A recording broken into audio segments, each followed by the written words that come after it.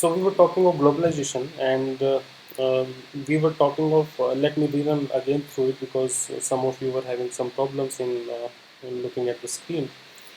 Uh, Globalization is actually seen as a process of internal integration, which is arising from the interchange of worldviews, products, ideas, and other aspects of culture.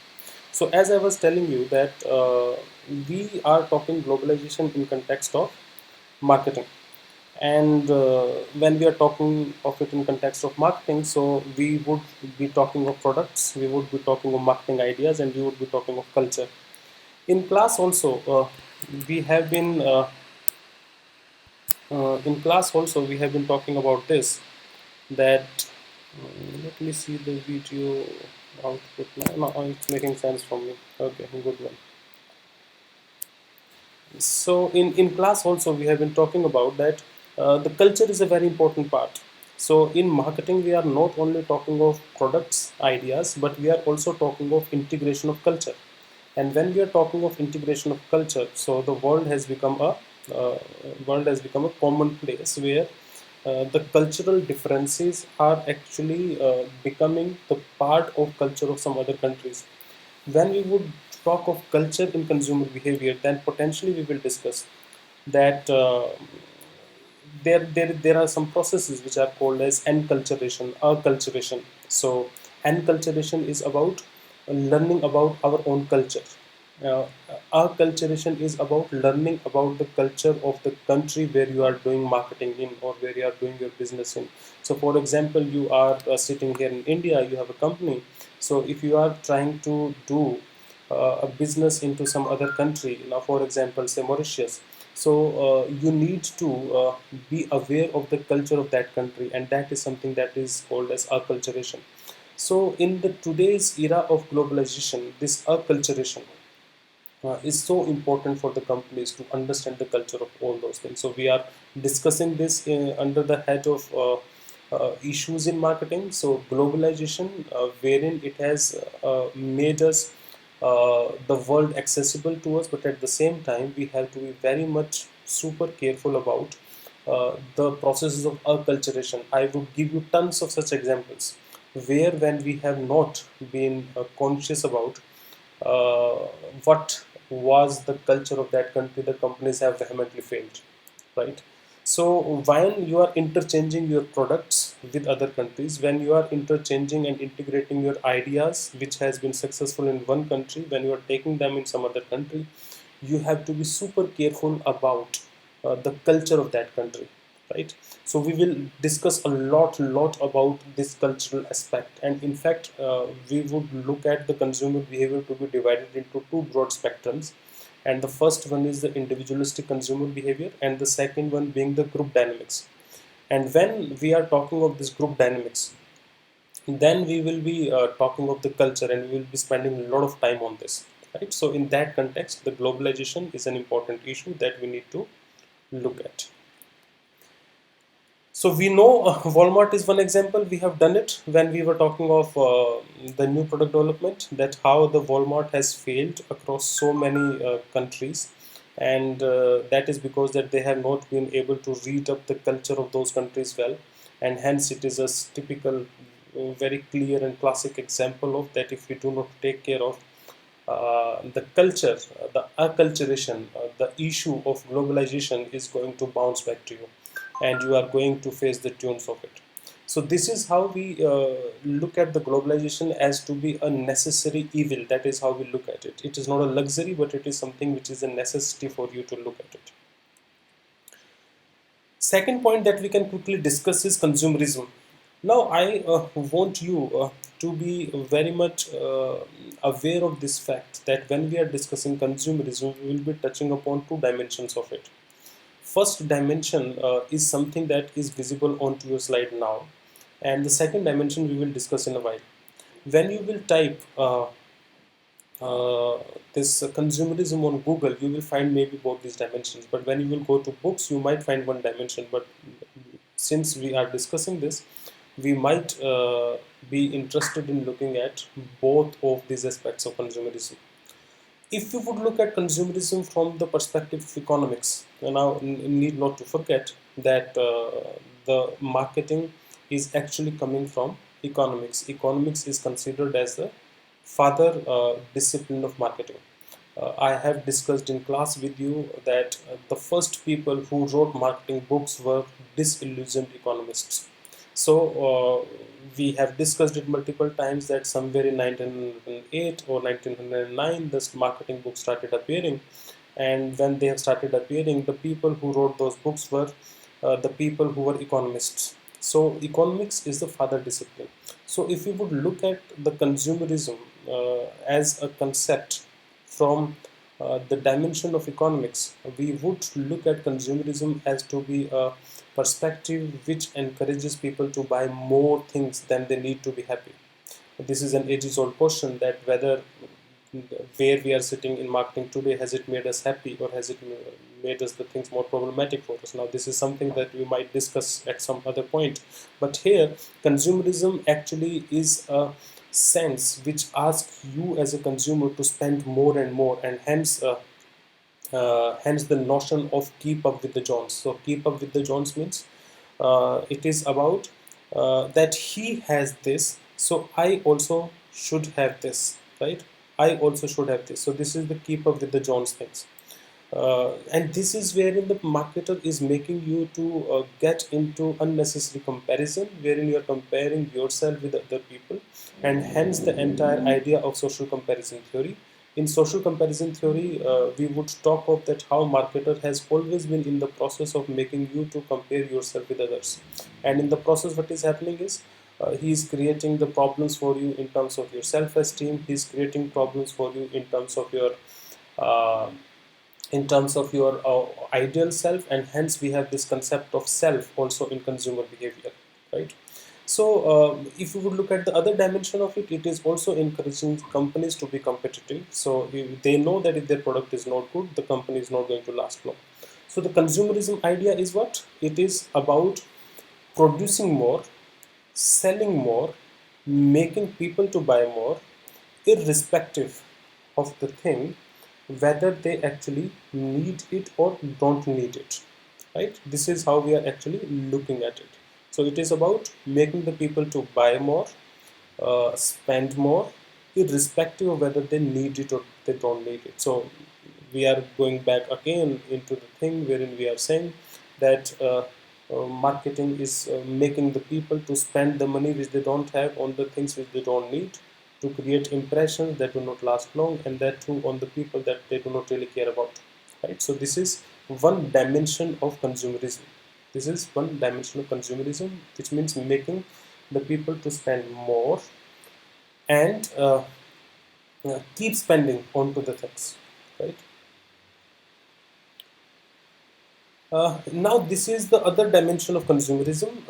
This is about the safety and the rights of consumers. And here we are talking of consumerism as to be an organized movement of citizens and government to strengthen the rights and power of buyers in relation to sellers. So, which means we are talking of consumerism as to be wide range of activities which actually concerned with the consumers as to be independent organizations which who are interested in safeguarding the rights and the protecting the rights of the consumers, right? So this is the consumerism, that the second dimension of consumerism that we are looking at, right? So we can also call consumerism as to be collective consciousness. So collective consciousness means what? The consumers collectively are conscious about their rights, and they are actually looking at uh, safeguarding their rights and taking this on to themselves to be responsible, that they have to take care of their rights also, right? So this is the other dimension of consumerism.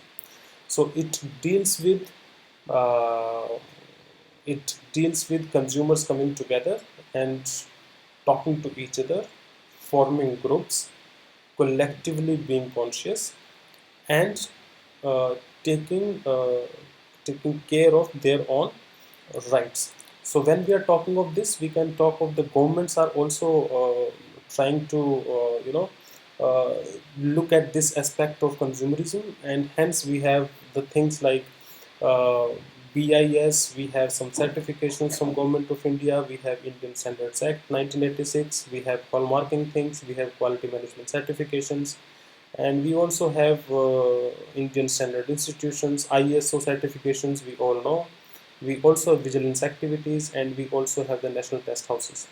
So all these efforts are from the government side so that they can protect the consumers for their right. And when the consumers themselves stood up and say that no, I need not to be dependent on other people, I would be taking care of my rights by my own, then we are talking of consumerism. So we are talking of now two aspects of consumerism. Uh, number one is uh, making the people to buy more, and number two is uh, forming a movement, getting together, bringing the people together so that you can safeguard your rights. So this is another aspect of consumerism, right? So this is how we look at consumerism in two ways. Then, having discussed consumerism, we then can go to the green marketing, which is the number three term here.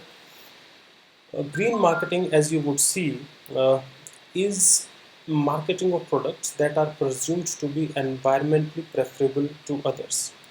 Or, in other words, it means that you actually are talking of being conscious to the environment, and when you are doing marketing activities, keeping in mind that it does not do any harm to environment. That is green marketing. So green marketing is something that we have spent some time on in class also, but this is a very quick kind of context to it. So which means what it means, incorporating a broad range of activities that can be product modification, that can be production process, that can be packaging, that can be advertising. So all those things which could potentially be part of your marketing activities or marketing processes, uh, those when are done keeping in mind that we need to save the environment, now that we can call as green marketing. So overall, what we are discussing, we are talking of doing marketing activities right from the identification of needs to the providing of final finished goods to the consumer, keeping in mind that the environment needs to be saved, can be termed as green marketing. So green marketing is a very broad spectrum. It can talk of anything which actually ends up in safeguarding the environment. We should also be quickly talking on the green marketing myopia. Green marketing myopia, we have touched upon to this, and it is an important concept. I hope you will remember the marketing myopia. So I am highlighting this thing, which is marketing myopia. I hope you would remember marketing myopia from our discussion in class. We were talking about marketing myopia to be myopic about your marketing activities. So the myopia as a word means being myopic. So it comes from the myopic as a word. So myopic means short-sightedness. Short-sightedness means not being able to look and foresee the future, what is going to happen in future. So, doing marketing with a short-sighted vision is marketing myopia. Now we have added green word between marketing myopia and before marketing myopia, and that becomes green marketing myopia. So it invariably means misjudging either or overemphasizing the former at the expense of the latter can be termed as green marketing myopia. So in marketing myopia, we were talking of to be falling in love with your product to such and such extent that that we are not actually considerate about what is it that the consumer really want. I'm producing what I want to produce irrespective of the consumer demand. So I'm myopic about my product, but I'm not looking at actually what is it the consumer wants. So when I'm doing this, I'm being myopic in my marketing. In the same way, when I'm trying to make my product green, when I'm trying to make my product environment friendly, in that race, when I'm making it green, green, green, and green, without actually thinking about whether consumer would like it or would not like it, that would land me up into the problem of green marketing idea. So that would mean I might make up a very green product, but in the end, if the consumer don't need it, I think we are in trouble. So this is something which is green marketing, my opinion. Okay, so quickly then we can go to direct marketing. Direct marketing is a system of marketing, that is how they call it, in which organizations communicate directly with target customers to generate a response or transaction. So, as the word itself suggests, it is direct. So there is no intermediary in between. So I'm crossing it up. No intermediary in between. That is with direct marketing. If you would look at the factors which perhaps has made the direct marketing to reach the stage where it is now. Your text says that the credit card, so the access of credit facility to the consumer is one of those things which has made the direct marketing a possibility today. And you have then the changing structure of society and market also, so which would mean that people are becoming money rich and they are becoming time poor, so they don't have time. This is something which is making the direct marketing to flourish. And then the technological advances, which is the people today can sit in their home and can think of directly talking to the marketer, and all those things has actually landed us to a place where the direct marketing is today a reality. So which means not considering the intermediaries, but we are directly talking to the marketer as such. How direct marketing is possible? Direct marketing is possible because of a database. You all understand what is a database. Database is about having the consumer's data and storing it so that you can further use it. This data can be used for segmenting the consumers, for targeting more precisely, one-to-one marketing. We have discussed one-to-one marketing when we were doing segmentation. And hence database is considered as the most important tool of marketing. So database is a very very important thing when we are talking about direct marketing. Not possible if you don't have the data of the consumer, not possible to do direct marketing. So this is what we have already talked about, that direct marketing allows you to better segment the market. You can use this data to stimulate repeat purchases. You can cross sell also. So cross selling means that a consumer who is using one product of yours, you can pitch him or her to buy another product of yours also. So that is something cross sell. So it's possible because you have this data. I hope you would recall in class when we were discussing this movie Minority Report. I have asked you, have you watched this movie? So there we were talking about that today the technology is allowing us so much and so, and is empowering us as a marketer so much and so, that when Tom Cruise walks into this mall, he when is walking in, now there is technology in place. Now this technology knows that this gentleman would have come in the past and would have purchased, say, XYZ brand. So looking at his past history, he is suggested a new product today. So that is cross selling, right? So he has purchased X, so if someone who has purchased X would also be interested in Y, and hence you can pitch Y to him. So this is kind of cross selling, only possible when you have this database with you, right? So the database is important. Without database, cannot do this. Customer relationship management, managing the relationship with the customers is CRM. We will be spending some time on CRM in fourth semester because this is a full-fledged paper. And how important is customer relationship management, and that is only possible when you have the data of the consumer with you. Without that, it is not at all possible to maintain relationship with the consumer. So direct marketing is based on database. Database allows you to do so many things, which is today changing the way you are talking to consumer. Look at some of the strategies which are available, which are called as direct marketing strategies. You talk of direct mail, you talk of catalogs, you talk of broadcast media, you talk of TV spots, you talk of infomercials, home shopping, print media, telemarketing. All those things can be used uh, to exercise direct marketing, right? You know what is a direct mail, so mailing directly to the consumer. Catalogs, the description of the products directly going to consumer, consumer then getting in touch with you directly. Broadcast media, like the where uh, where you as a marketer can use the broadcasting vehicles to speak to the consumers directly. TV spots, using television, infomercials, I will tell you what this thing is. And home shopping, you all know we have channels which are actually talking of the home shoppings. Print media, directly using the print thing to make the people to talk to you directly without anyone in between. And then telemarketing using the phone and to talk to the consumers. Okay. Now, direct mail, I have already told to you, it is mail which actually speaks to the consumers about the products, and the consumers comes to know about the product, and then they can, kind of purchase this product. So we will have this discussion at large in class, because we cannot do this now because it is a larger discussion. Can we talk of the direct mails to be able to sell cars in the coming times? We have already discussed this. Can we talk of and think of a time when using online mechanisms we can actually sell cars also, the high volume products also like cars? It's a question to be asked, and yes, it can be done. And this actually is also something which can be discussed under direct marketing types. Catalogs, this is an example of catalogs. Broadcast media, direct response advertising.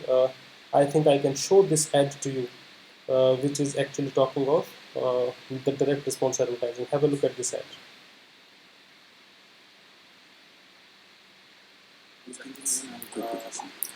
When do you have the mandatory measures wherein you have to mandatory write down the quantity of the product or the eatable in this case at the packaging of it. So suppose if this packet says that it has say 500 grams of tomatoes. Let me stop the voice which is coming from the back. Tomatoes are there. So you know how much quantity you are buying before, and you can always check it. So nobody stops you to do that. It is not working out. So let me tell you what this is. Now this is a family setting where these two people are actually talking about of their vacations, where they can potentially go. And when they are discussing this, it is a long thing. And you see the word which is used here is infomercials, right? It is the infomercials. So infomercial is different from commercial in the sense that it is a larger video. It is not a 5 second thing. It is not a 10 second thing. And when you are talking of a larger video, speaking about a service or a product, we are talking or we are taking it as to be an infomercial, right? A longer thing. So if you would look at this, now, look at this. This is like 1 minute 6 second thing. If you can look at into the bottom side of your slide, so it is a 1 minute 6 second thing. So you would not have watched a video or a commercial which would be that long, and those long commercials are called as infomercials, and these are direct marketing media. So in this infomercial they would give you a number, you can talk to this company, and that way they are directly communicating to the consumers. So it is a long commercial. That is how we look at it. Infomercial is a long commercial. That also comes into the direct marketing thing. Now this is another video of Kerala tourism. You can go on to YouTube and watch it. Now look at this length. This is vehement length. You would not have seen a video that long that is being broadcasted on television. Look at this. You have to look at the bottom part of the slide. I am showing you the length of this. It is 2 minutes 59 seconds. It is 2 minutes 59 seconds. So 2 minutes 59 seconds means it is a long thing, and it is actually talking of how and what the Kerala is. Why should you come to Kerala? Your moment is waiting and all that happening. So this is a long thing, and long thing is uh, infomercial. Infomercial is directly something that you can talk of in direct marketing. So this is the use of broadcast media, you see, wherein you are making the people to know the product at length, and hence you are actually kind of these type of things you would use where you need to tell a lot about your product and service. And when you want to do that, you can use infomercials, but you would invariably realize that these infomercials are not used at regular media vehicles. So for example, you might not find it to be playing in between IPL event. Where you will find it to be played where you will see that uh, you will see that this is a cheap medium. So, for example, when you open up your Tata Sky thing, you have this 100 channel. So, this 100 channel would have these long duration videos taking up, and these long videos are being telecasted at that spaces. So, you would go to Domino's. So, in Domino's also, you might find this video to be being played. You walk into malls, and there is something which is called as OOH, which is out of home media. So that also is something that you can call as to be a very good platform of infomercials, right? So this is something that we can actually understand by infomercial. So it is a long commercial, right? Need not to discuss this, which is home shopping. You know how the companies have been doing this, how it has given rise to full-fledged channels also. Directly they will showcase their products, and directly they will ask the people to buy it by flashing the numbers and people calling on those numbers, and this is how the purchase is culminated. So there is no one in between, and hence it is the direct market, right? Okay, now let us talk of network marketing quickly. Network marketing is also called as multi-level marketing, and it is also called as direct selling. It's an interesting thing. It is a business model in which the distributor network is needed to build the business. So it is like, as the word itself tells you, it is also as the word itself tells you, network marketing. So you're making network. So A to B, B will reach to C and D, then C will reach to further three people, then they would further reach to five people. So that way there will be a chain that is formed up. If you would look at the emergence of network marketing, how has it come up? You would see that it has evolved from the distribution systems. And if you would look at the history of evolution in network marketing, you would invariably realize that the stocks were actually filling up the shelves. They were not able to sell it. So we have already talked about the orientations of marketing. So we have started from production orientation, then we have come on to the sales times, and the sales times were times where the sales were being pushed. And when the sales were being pushed, there were times even when then the sales were not working that way. So in sales itself, you need to further push them up using some innovative mechanisms, and one of those innovative mechanisms is to uh, get into something called as network marketing, right? So when all this thing was happening, that the stocks were full, things were not selling, but still the production was increasing. So there was a middleman in between who were looked at as not a simple middleman, but let him work in addition to what he was etymologically expected to do. And when that was happening, this middleman was allowed to recruit, the sales force, their own sales force. So which means he is now no more a middleman, but he is the company who is selling, and he will further recruit the people, and hence more autonomy is given to them. They are recruiting their own workforce. Motivation was given to them by sales-based commissions. You sell more, you get more. And this has resulted into large network. It becomes so popular in 80s that it was actually called as the waves of 80s. So in 80s you would see network marketing happening across the world. Just to put it more historically, he is the man. He is Carl. He is the man who is considered as the father of network marketing. Let us look at where it has all started from. Carl has visited China from 1917 to 1927. He was actually when he was visiting China, he has realized that the diet supplements, has additional health benefits. And looking at this thing, he then came back to America. He has set up a company which was called as California Vitamin Company in 1930. So looking and realizing the importance of supplements in diets, he has set up a company while he came back to his country, and that company was called as California Vitamin Company. That was in 1930. In 1939, he renamed this company as Nutrilite. So you would have been hearing this company Nutrilite, such a famous company. It's a big mammoth. After 6 years in his company, he experimented with multi-level marketing to boost the sales. And when he have done this, he was like, "Oh my God, it is such a wonderful thing." So, multi-level concept he started in 1940s. In those days, he has two distributors of Nutrilite. and these were Jay Andel and Rich DeVos. So Carl visited China, formed up his own company that has started utilizing the concept of network marketing, multi-level marketing, whatever you may call it. And then he has a lot of distributors, because this is how the network marketing could work. So those distributors, the two main distributors were J and Rich Devos. There were many distributors, but these two distributors we are discussing because of some obvious reasons. Because these two people themselves have set a company in 1959 that was called as Amway, the American Way. You know about this company; it is still in existence.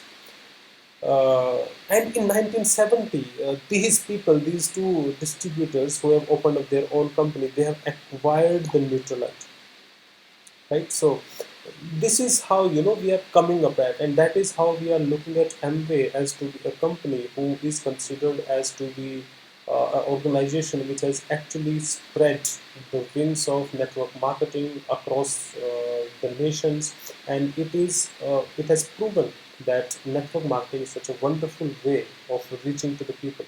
When the sales concept were not working as such, so the innovation was required, and that innovation would then talk of uh, more acceptability, more results, more output based, and hence we are talking of NLA. So the reasons for growth of network marketing: more freedom, no 9 to 5 job. We know this. More money, you can do this as a side business. People were not depending upon their pensions, so they were always open to anything which can give them some extra bucks, and hence they were actually open to this network marketing thing. It was considered a simple business and promising opportunity, and there were no middlemen, so people were buying directly. So this is how we are looking at network marketing. In network marketing, we can talk of one-to-one, we can talk of one-to-many, we can also talk of multi-level selling or network marketing. These are the different names which are given to it. So this is how we are looking at network marketing, which has become a reality today. Look at in India, we have Amway, we have Oriflame, we have Avon Beauty, we have Tupperwares. These are some of the companies who are doing network marketing in India. So there are some questions. If you would go to journals, you will realize that people are actually arguing about the relevance of network marketing as a strategy to climb up to the ladder and to gain more and more market share. Amway has been a super successful example, but still there are some questions to it. And these questions need discussion. We can always do that in class, that how good, how well, and why at all we are discussing it as an issue in marketing today. Is it a better strategy to do so? If you are going to come into the market today, would it be better for you to adopt network marketing as a strategy?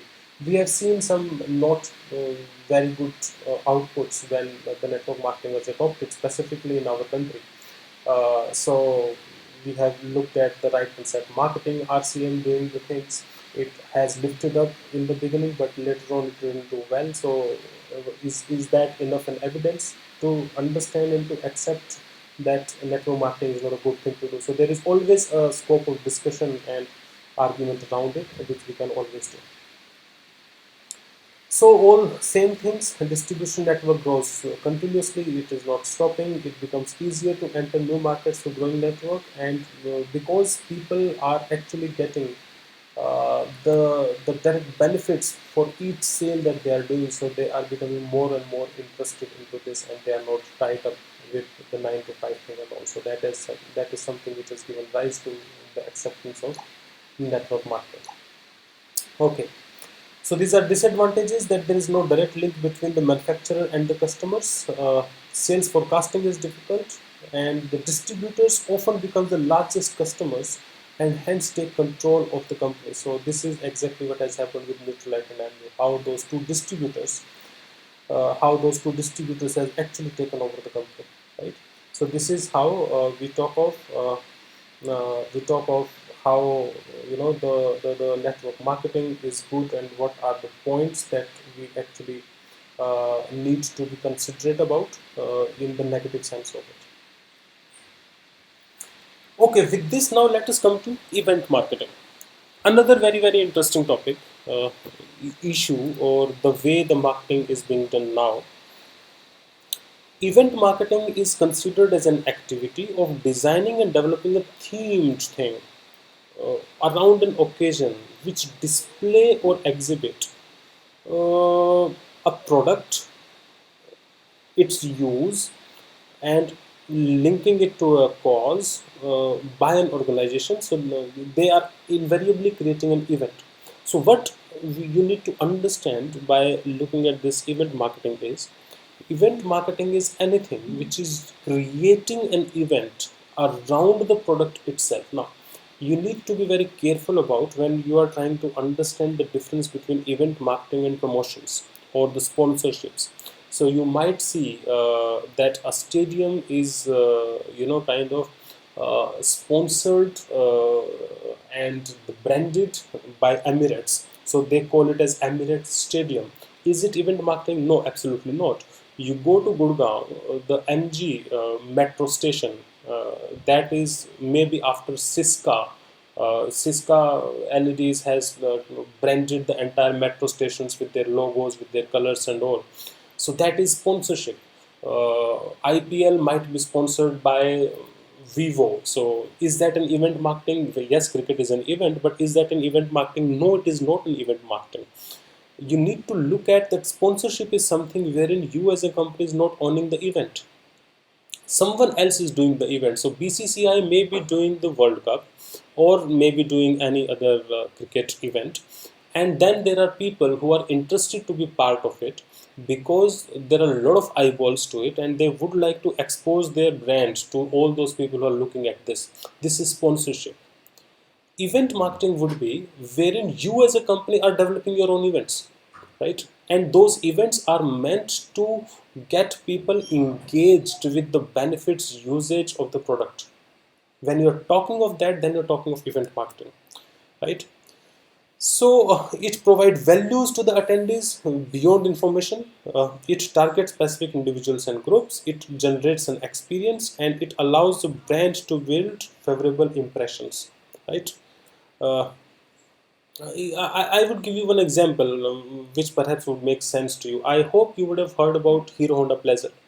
Hero Honda Pleasure is a scooty from the Hero Group.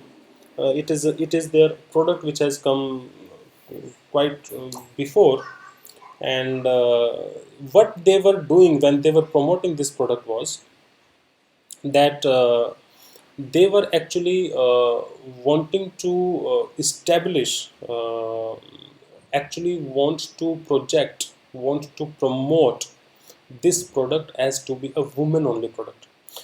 And as a result of that, what they have done is they have actually created just for her showrooms. You can go on to Google and you can search about this. They have created just for her showrooms where there will be only female workers, there will be only female sales people, no male selling the Hero Honda Pleasure, because they want to associate the femaleness, the gendering of the product was taking place. And uh, they have actually created one event that was called as Miss Pleasure Contest.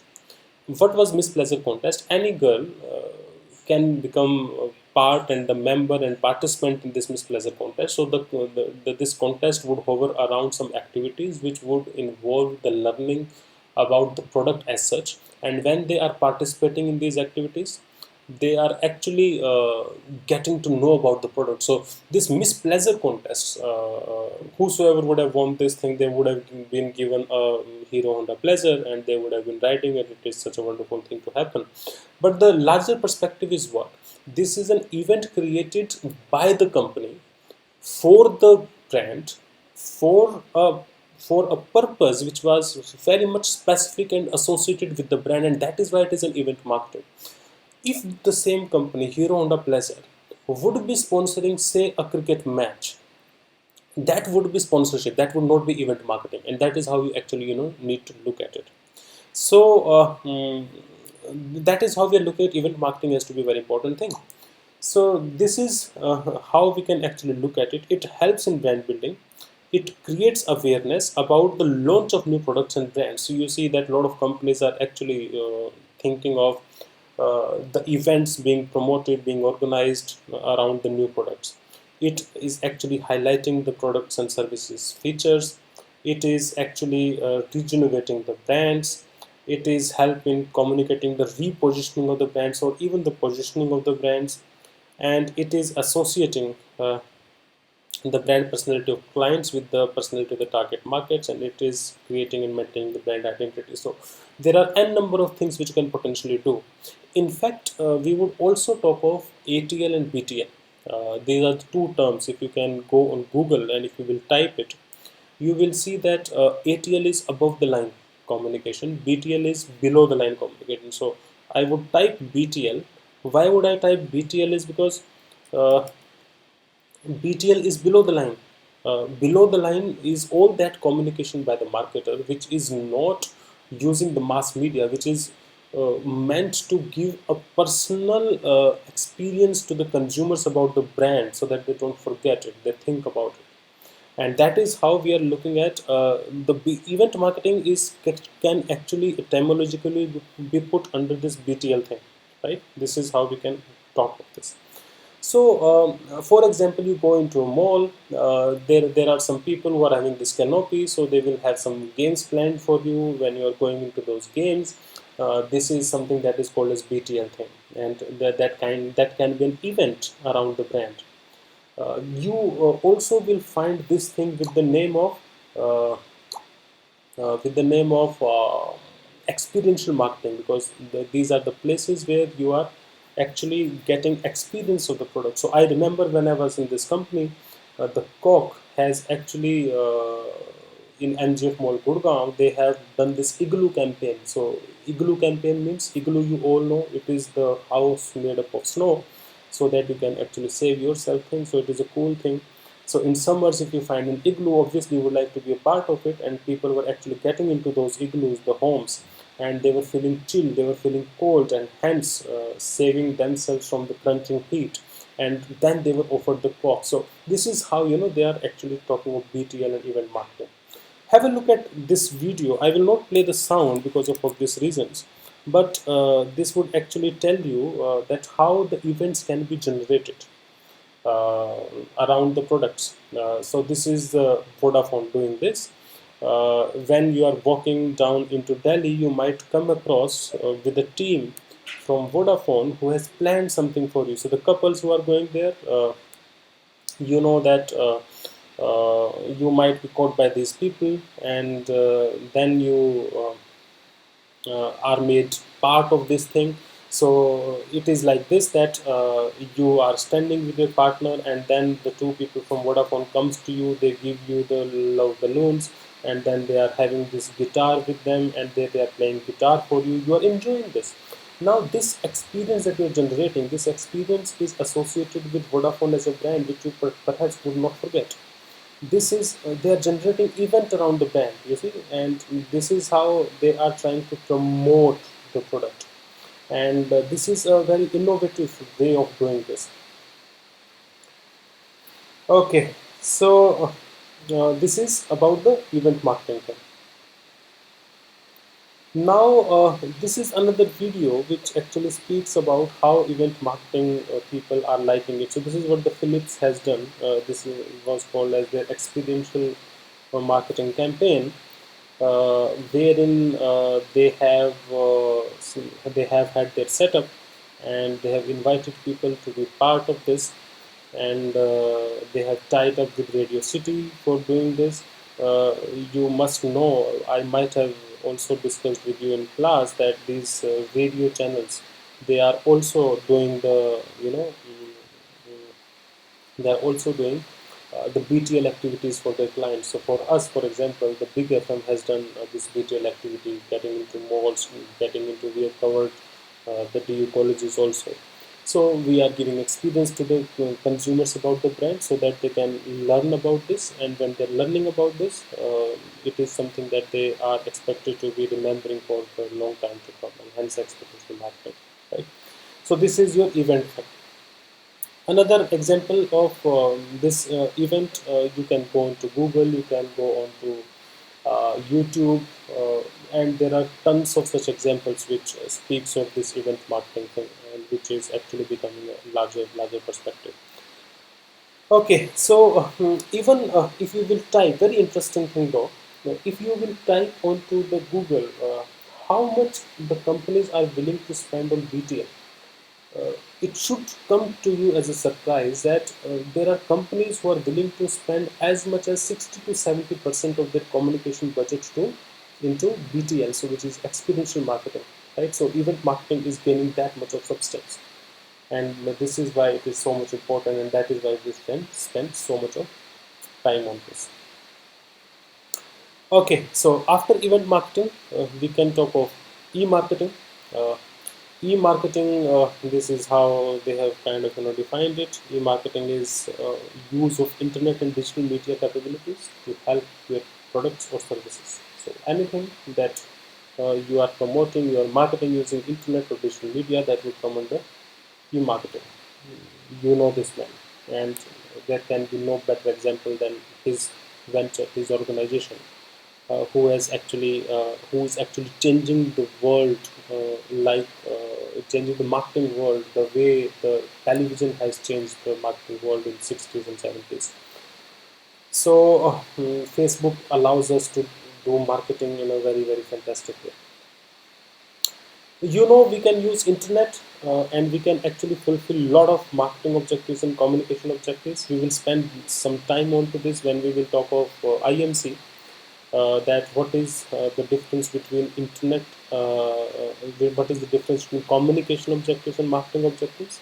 Obviously there is difference between these two, and we spend a lot of time in doing this and in understanding this difference. So but here the scope of the discussion is just to look at e-marketing and using e-thing to as a communication tool. So we can look at internet to be able to create awareness for us. We can look at internet to be able to generate interest from our consumers. Internet can be used to disseminate the information, to create the image, to create a strong brand, and to stimulate a trial. The list is not endless, but you can do n number of things also, right? So this is how we look at e-marketing, wherein today we are talking of internet and digital media being used also to design your products. I've shared this story of shoe of prey with you. On shoe of prey, you can go and you can design your own shoes. So the product designing is taking place using e-thing. You know that the Dell company, Dell, when they have come into India, they have done the direct marketing in the sense that you can go into their website and you can kind of place your orders. So and when you're placing your orders, you can actually also design your own product. So you would say that no, I would need this type of color, I would need this type of hard disk, that much of thing, that much of not. So that is something that internet is allowing. Okay, so now let us talk of guerrilla marketing. Uh, Guerrilla marketing can be looked at as to be a low cost, unconventional marketing tactics that yields results for you. Now, it's interesting to see the most important word for guerrilla marketing is low cost unconventional marketing. So the words are English words. Unconventional means which are not regular, which are not traditional, which are not something that we look at as to be being done regularly by the marketers. But at the same time, you look at this word, this is low cost also. It's amazing, it's good. So the innovations that you do in marketing communications, these innovations can actually be termed as guerrilla marketing. So which means you are doing unconventional communication, at the same time you're saving cost, and it is yielding maximum result. This can be called as guerrilla marketing, right? Now, you must know that J. Levinson in 1984 wrote a book called Guerrilla Advertising. So, where from the guerrilla word is coming in guerrilla marketing? It is coming from the warfare, which in which the irregular practices would be adopted.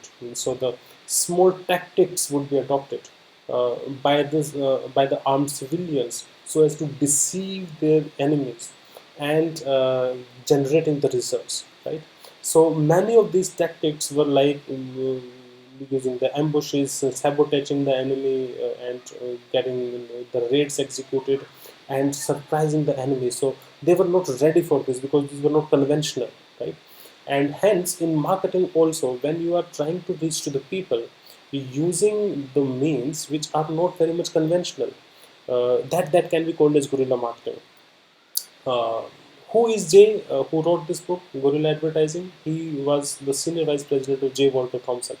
I advise all of you to go to the website of J. Walter Thompson. It is one of the world's cherished advertising agencies, right? Uh, and then he also became the creative director and board member of Leo Burnett Advertising. This is another advertising agency. So this is how this is fondly called as JWT. This is called as LVA, and both are very very wonderful wonderful advertising agencies. So he because advertising people are considered as to be the most creative, innovative people.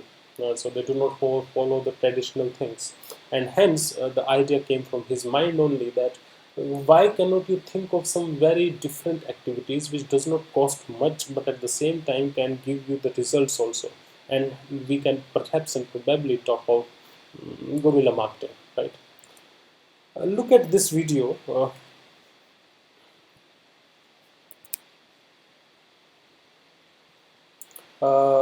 This is somewhere in America. The campuses are chosen, and in campuses, the Coke has placed this vending machine, and this is a machine, vending machine, as you would all know, where you can pump the money in, and then as a result, you will get the Coke. But here, what is happening? It was a special machine because in those days, Coke was running their campaign spreading happiness. I hope you would remember that campaign of Coke, spreading happiness. So in this machine, this vending machine, if you are giving money for one bottle of Coke, one pet bottle of Coke, you will get many bottles, and it is actually taking the people with surprise. They were not ready for this surprise, right? And hence it is people are not expecting. This is guerrilla. This is not traditional. This is not what you would expect, and hence this is guerrilla advertising, the guerrilla marketing. We are making the people to surprise and to feel good about the brand. And many of these people who would have witnessed this would have actually posted this onto their Facebook walls, would have talked about this with their friends, would have actually spread the word, and hence it is such a wonderful thing. So this is guerrilla, this is a guerrilla tactic, right? So it's such an important thing. This is what the J was actually talking about. Let us look at the output of this video, because we were talking of the minimum investment and the maximum output. Uh, that was done in 2010. That was done in January 2010. They created a happiness machine, and they have actually used the services of the advertising agency which was called as Definition 6, another very good advertising agency. This video featured Coca-Cola vending machine and dispensed a lot more than what you would expect, because you're given money for smaller things and you're getting more than that. It must surprise you that video went viral and now has over 4.5 million views on YouTube. 4.5 million views, 1 million is 10 lakhs. In May 2010, it won a prestigious Clio Gold Interactive Award. The film had the highest penetration in Brazil, Mexico, Japan, and Russia. Look at this ROI now, return on investment. 4.5 million views, people reaching out to you. It is not covering the shares which the people would have done, it is not covering the word of mouth that this would have done, and this is something that we do. And looking at this output now, for to reach to 4.5 million people using television would have costed them a fortune, right? And because television is a very very costly affair, and hence it is a guerrilla marketing. Similarly, look at this video. This is a video where Felix is actually doing a stunt wherein he is jumping from the stratosphere. Uh, those who would have done geography, I know all of you have done it. They would know where is stratosphere. It is huge, huge, huge up in the air. Felix, who is a very extreme enthusiast skydiver, has taken it that I would do this, and they have prepared everything, taken him up in the air, and now he is kind of preparing himself up, and then he would jump, and when he would jump, it is not a very new thing when you skydive, but it actually is new when you are diving without security. He was actually trying to witness the free fall for a time that perhaps people would not have seen it. So this gentleman has kind of jumped, and it was a free fall. If I'm right, if I'm correct, this free fall lasted for around 4 minutes. So it's too much of time, I tell you. So for those who don't understand what is this free fall, it is wherein you are not using your parachutes, you are not using any gears, any mechanisms. You are just succumbing to the gravity of the planet. So the gravity is trying to engulf you, and in between when this was happening, he got into the trouble also. He's got into the trouble also because he was kind of rotating. He got trapped into those revolutions, but uh, later on he got okay with it, and he landed safely. Obviously, there is a certain vertical limit to which he has fallen freely. Free fall was practiced, but after that, he was actually using parachute to land onto the earth. So this is why we are discussing this. You can go onto YouTube and you can always watch this video, right? Why we are doing this is because it actually is a case where we are talking of a company using an untraditional method of reaching to the people. Uh, so there is a company who has sponsored this entire thing. There is a company who said that I will get everything in place for you. When this is happening, this is actually being covered uh, by the global media, right? And when this is being covered by the global media, so you can imagine the reach of it. And when you can imagine the reach of it, it is a big deal. So this is also a type of guerrilla marketing, right? You are not into television, you are not into traditional radio, you are not into traditional hoardings, you are not into all those traditional mechanisms, but you are utilizing something which is novel, which people were not expecting to see. Right. So this is another case of guerrilla marketing. It's a very interesting thing. So all in all, what we are trying to do, engage with any activity or get connected with the consumers using a mechanism which is not very regular, and which is novel, and which gives you an exposure which otherwise would not have been possible to get, and that too at a cost. Now look at this, the company which would have done this. Now, just to break the suspense, it was Red Bull. The company, when they would have sponsored this, it would not have costed them that much, but comparing the amount of reach that they have got by getting into this, it is phenomenal, right? So this is what we are talking of.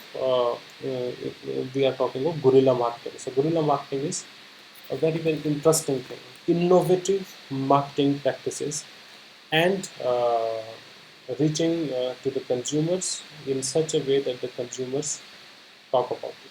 So this is guerrilla marketing. So what this video did, this was called as the Red Bull campaign. You can watch this video, it is available on YouTube. It was executed in October 2012. Red Bull and Austrian extreme athlete Felix. They have thought of setting a world record of highest skydiving jump. You can see that 4 minutes 22 seconds was a free fall time. It's too much. And this is what we are talking of as to the output of it.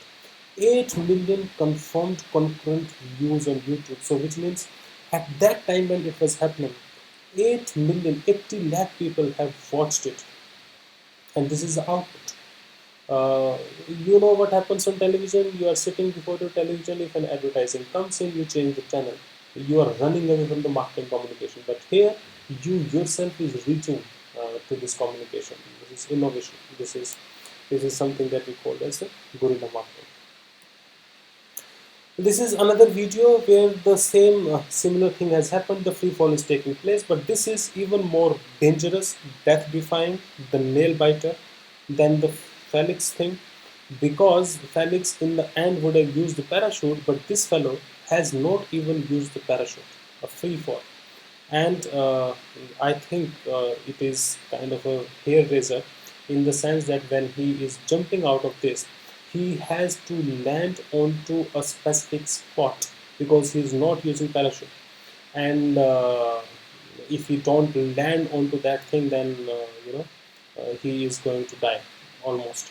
And then when he first jumped, he was escorted by 3 to 4 people, and after a specific point, these 4 people have opened up their parachutes, and then he is now on his own after that point, and now he is falling freely, and he has to land up to a place which is designated for them. Until he reaches the ground, he is not using parachute.